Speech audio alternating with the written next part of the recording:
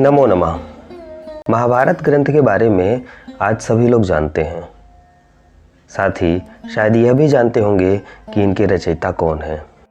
अगर नहीं जानते हैं तो यह विषय आपको इस जानकारी से पूर्णतः परिचय करा देगा। महाभारत ग्रंथ के रचयिता महर्षि कृष्णद्वैपायन वेद व्यास जी हैं। इनके पिता का नाम पराशर ऋषि था और माता सत्यवती थी। इनका जन्म यमुना नदी के बीच एक द्वीप में हुआ। यमुना नदी का कृष्ण वर्ण होने से इनका नाम कृष्ण और द्वीप के बीच पैदा होने से द्वैपायन अर्थात कृष्ण द्वैपायन पड़ा। बचपन में ही ये विरक्त होकर अपने घर से तपस्या करने को वन में चले गए थे। जाते समय अपनी माता से यह कहे गए थे कि जब तुम्हारे ऊपर कोई विपत्ति आए तो हमें याद करना। हम तुरंत आकर जो कुछ हमसे बनेगा तुम्हारी सहायता करेंगे।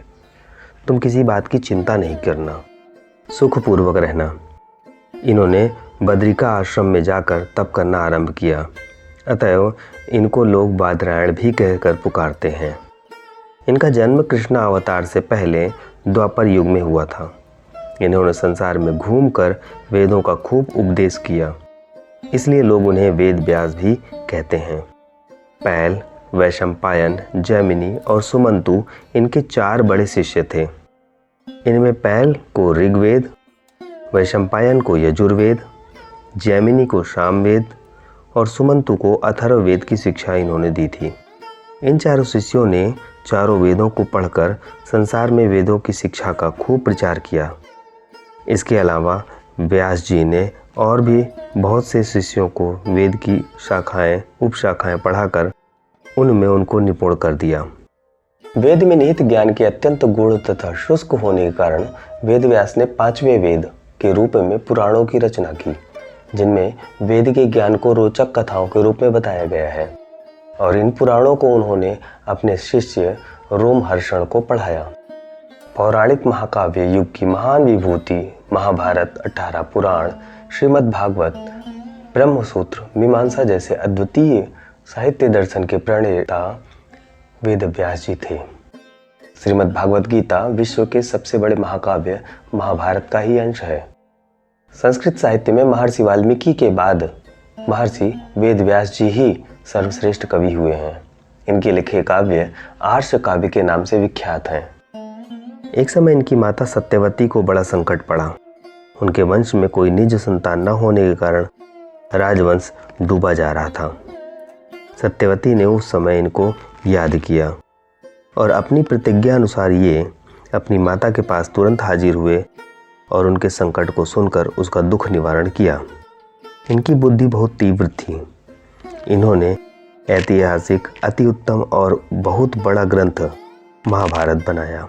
इसके अलावा 18 पुराण, अध्यात्म रामायण, आपस्तंभ सूत्र और वेदांत शास्त्र पर ब्रह्मसूत्र भी इन्होंने बनाए। इनके पुत्र का नाम शुकदेव था। ये बाल ब्रह्मचारी थे। बालकपन में ही यह संसार से विरक्त होकर वन में तपस्या करने चले गए थे। ये बहुत बड़े तत्वदर्शी महात्मा विद्वान थे। जब राजा परीक्षित को श्रृंगी ऋषि ने श्राप दिया कि तुम्हारी मृत्यु सांप काटने से होगी, तब परीक्षित बहुत व्याकुल हुए। उस समय शुकदेव ने ही आकर उन्हें उपदेश देकर ज्ञान कराया, जिससे उनको बहुत संतोष हुआ। व्यास जी सदैव परोपकार में ही लगे रहते थे। लोगों को वेदों का उपदेश देते थे, शिष्यों को वेद विद्या पढ़ाते थे और राजाओं को यज्ञ कराने में भी आप बड़े चतुर थे। पांडवों को अश्वमेध यज्ञ, राजसूयाद यज्ञ, बड़े बड़े यज्ञ आपने करवाए। पांडवों पर जब कभी भी संकट पड़ता था तब वे उनके बुलाने पर तुरंत आते थे। इनके द्वारा रचित कई पुस्तकों से आज संसार के लाखों करोड़ों प्रबुद्ध जन ज्ञान प्राप्त कर रहे हैं। तो ऐसे महर्षि वेदव्यास, जो कि त्रिकालज्ञ थे, दिव्य दृष्टि से परिपूर्ण थे, उनको हम बारंबार नमन प्रणाम करते हैं। नमो नमः।